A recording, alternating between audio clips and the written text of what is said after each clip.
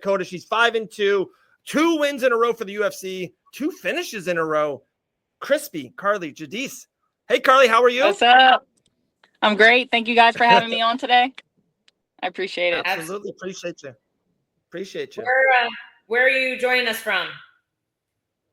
Lafayette, Louisiana. Back at home. Let's go. Well, I'm actually in New Iberia right now. So New Iberia was where I was raised, and then I moved to Lafayette later in life. So yeah, I'm actually, not a lot of people know. I don't talk too much about that I'm from New Iberia, but because I train out of Lafayette and everything, I fight out of Lafayette. But yeah, that's for all the people out there in the comments that are saying, she's actually from New Iberia. Stop saying Lafayette. But yeah, so there we go. I gave some credit to New Iberia. There you go. Hey, credit is credit due. I love it. I got a couple things for sure to talk to you about. One at the end, a little fun game. Elle will ask some great questions like always. My first thing for you is, and I saw some interviews you did a couple weeks ago for Fight Week, but I didn't hear like this question about like how crazy is it with, of course, it was Poirier's last dance, and how big it just seemed like New Orleans, right? Lafayette was the center of the UFC universe. And you can say that maybe never, maybe this is like the first time. How was it for you to be kind of, that's your home and where you're from, and that being the center of the UFC? Did it make you feel more proud to be where you're from? Oh yeah, for sure. I mean, Dustin has put Lafayette on the map, and, even long after he's gone, he's going to continue to be the face of Lafayette. So just getting that call, getting that opportunity, I was, super excited. I knew how big it was to get that opportunity. I only have a few fights in the UFC, and they're already, giving me a shot on a big stage on a big night, and it meant a lot to me, and especially to go out there and perform, in the way that I did. So that, that made me feel great. But I've always said that I did better with crowds, and also with crowds that like home crowds, because before the UFC, obviously, just like everyone else, we start off fighting in front of home crowds and stuff like that. So I felt like I was in Lafayette. I know I was in New Orleans, which is a 2.5-hour drive from Lafayette, but when I walked out, I felt like I was in Lafayette. I felt like I was in my backyard, which we basically were, and I really felt like that, that pushed me, that gave me the confidence. I wasn't nervous to fight in front of these people, in front of the state, and yeah, I just felt really good all fight week and all fight night. So yeah, I'm glad that everything went the way it went. And it was a beautiful performance, obviously, and I'm sure it felt amazing to do that in your home state and with that hometown crowd. I want to talk just a little bit more about Dustin before we dig into that performance. I've had the pleasure of training with him here at ATT. He's always spoken very highly about you. Like, just talking about, him, his career overall, and what he's done for the sport. Obviously, I don't think anybody needs to argue that he deserved the send-off that he got. Do you feel like there are any other fighters that like do deserve that kind of UFC send-off that we got to see from Dustin?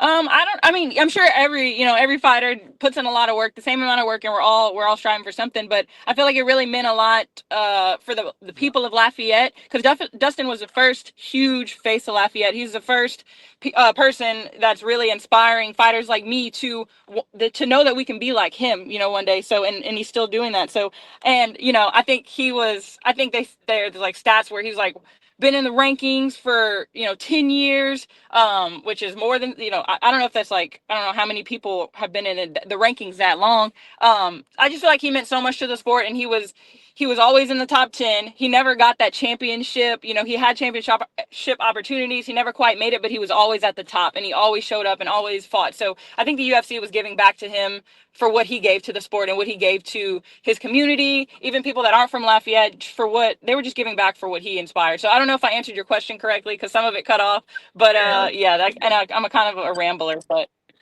it's okay. And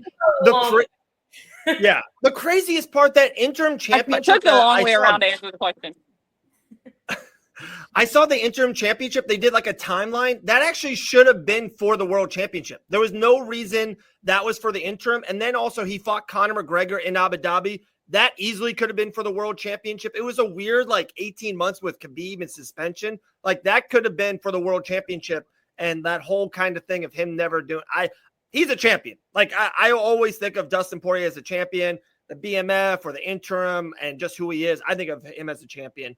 But that's, for me at least, I'm going to get off Dustin. I got a question for you.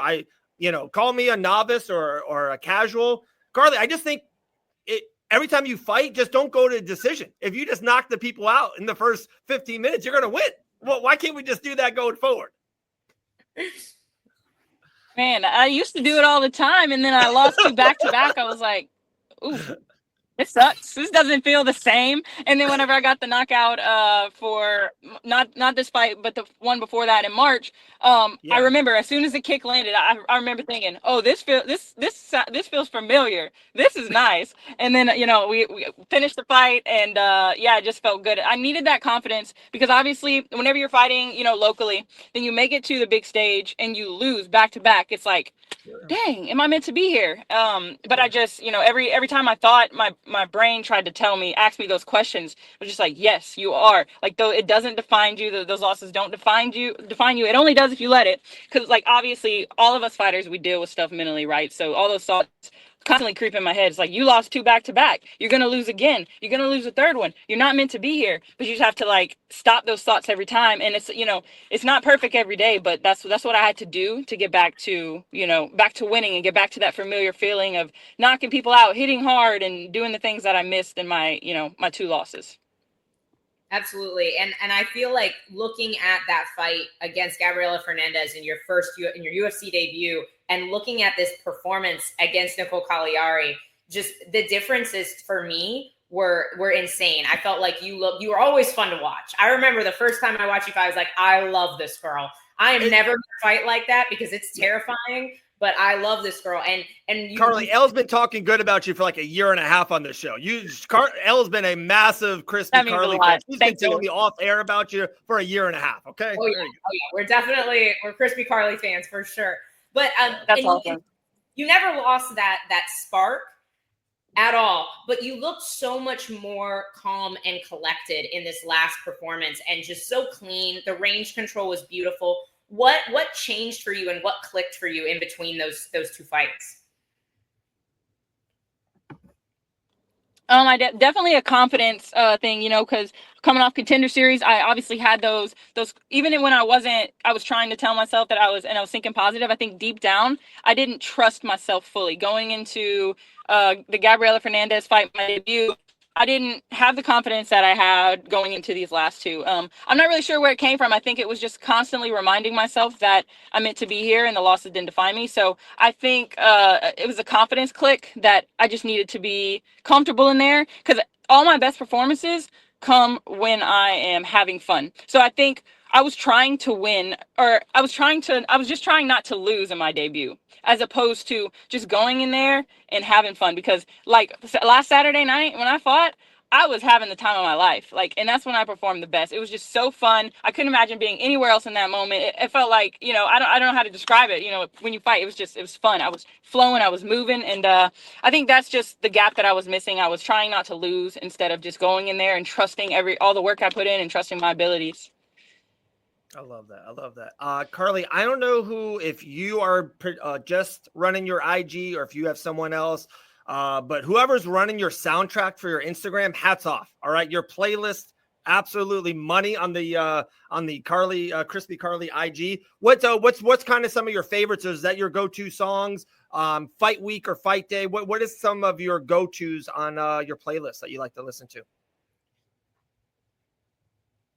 Typically I listen to like Rod Wave, but this past fight we turned on some throwback R&B playlist, and we listened to that most of the week, and it was just nostalgic, right? The stuff I listened to when I was a kid. I don't even know how I knew some of that stuff. Like, I have older sisters, they were playing that all the time. So yeah, some throwback R&Bs from the 90s or early 2000s. That's my generation there. And it just gets me flowing. That's what me and my boxing coach talk all the time, is like, I start most of my practices off with 15 minutes of shadow boxing, and it's less shadow boxing and more dancing. I put on my headphones, and he knows, like, he barely talks to me in that first 15 minutes because I'm just dancing, finding my footwork, moving. The first 5 minutes of it, I'm just moving my head and moving my feet. So I think that's one thing that, a lot of people can incorporate in their game, because I feel like I'm dancing when I'm fighting sometimes, and I think it comes from just taking the first 15 minutes of practice to let loose and just move and dance. So I totally got off topic there, kind of, but that's just my little tip on fighters that are,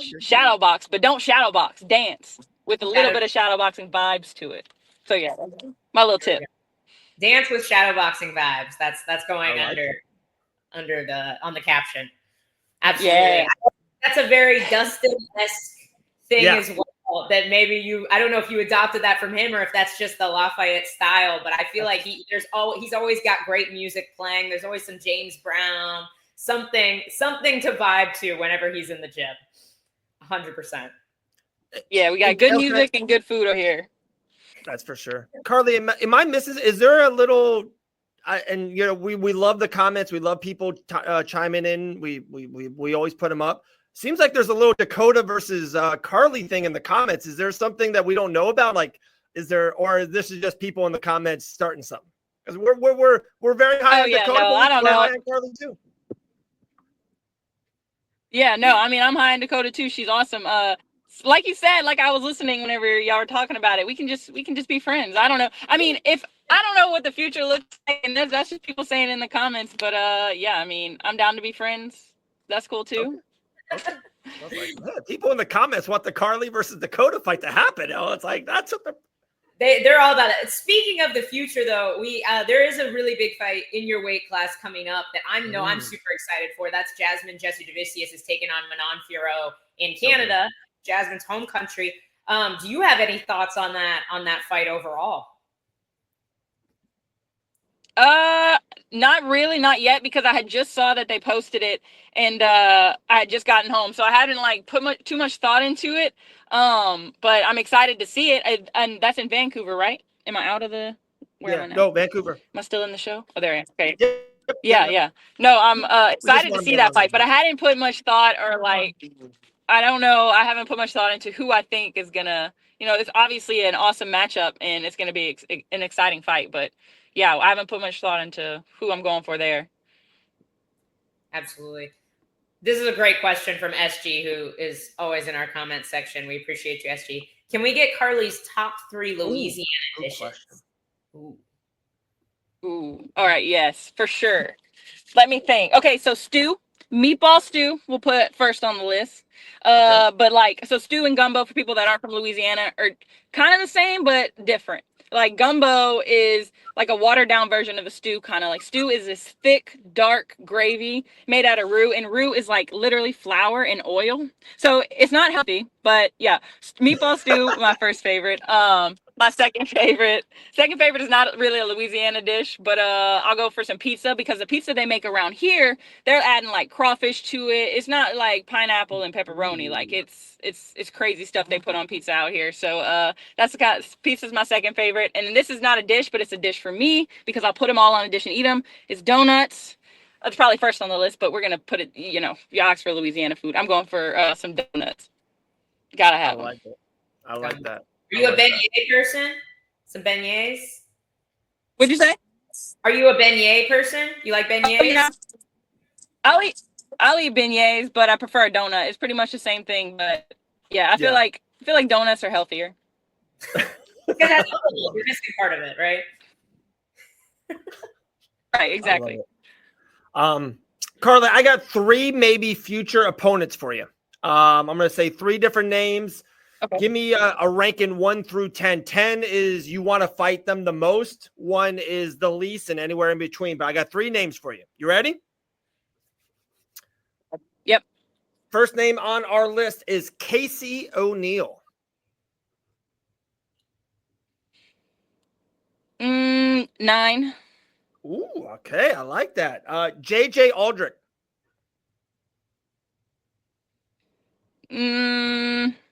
Let's go with 7. Okay. Last one, Veronica Hardy. Ooh, good fight. 10. I saw a lot of people, throwing those in Instagram that I should fight next, and I think that's a fun matchup. I think that'll make for a really good fight. Woo! I didn't know I was going to get. And I think she hasn't fought in a year. List. I know. 10. You got a 10, 9 to 7. It's pretty good. Yeah, and I even think Casey O'Neill would be a good matchup too. I think. If I'm not mistaken, I think she's more of a striker. So obviously, I'll fight whoever they give me. But strikers makes for a fun fight, striker. But that's why also Veronica Hardy, she has really clean striking as well. So I think that would be a fun one. I do too. I would really like to see that fight. I'd be very interested to see that. On that same topic, you said you love to fight strike. Do you feel like inclined to eventually fight a high level grappler so you can show off some of the takedown defense, the counter wrestling, or are you like, no, just give me these exciting striking matchups? Oh, well, obviously to build my career and to work my way up the rankings, I'm going to come across, skill levels, like people, good wrestlers, good grapplers, all of that. So, yeah, I mean, whoever they give me, I'll fight and I'll show that I'm ready for. Cause I don't post any, obviously I post a lot of striking and people are like, are you working on your grappling? I think the week of my fight, my mom texted me and was like, have you been working on your grappling?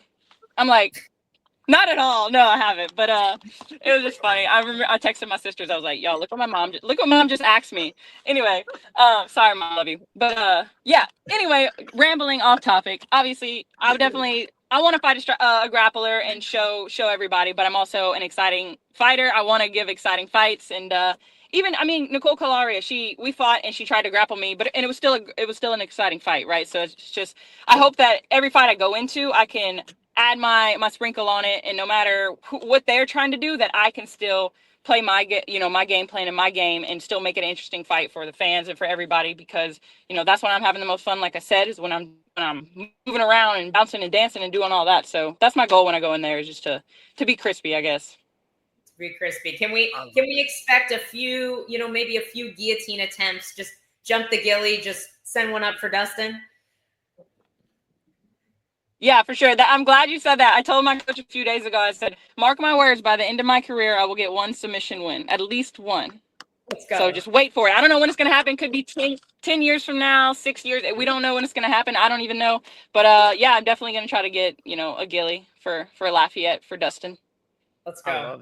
I love it. Carli, you are absolutely phenomenal. Anytime you have anything off your chest you want to talk about, or fight announcements, anything like that, message one of us or connect with Elle, and we would love to have you back on the show and back on the show more often. We absolutely loved it. You were great. Thank y'all. I appreciate it. Thanks for supporting me, Elle. Like he said, you've been high on me for a few years now, so I appreciate. She's got T-shirts. She's got posters. She's been talking crispy Carli for a year and a half. It's telling you. Let's go. Let's go. Carli, you're awesome. Thank you so much. I appreciate that. Big fans. Yes, absolutely. Thank y'all. Appreciate it. Later.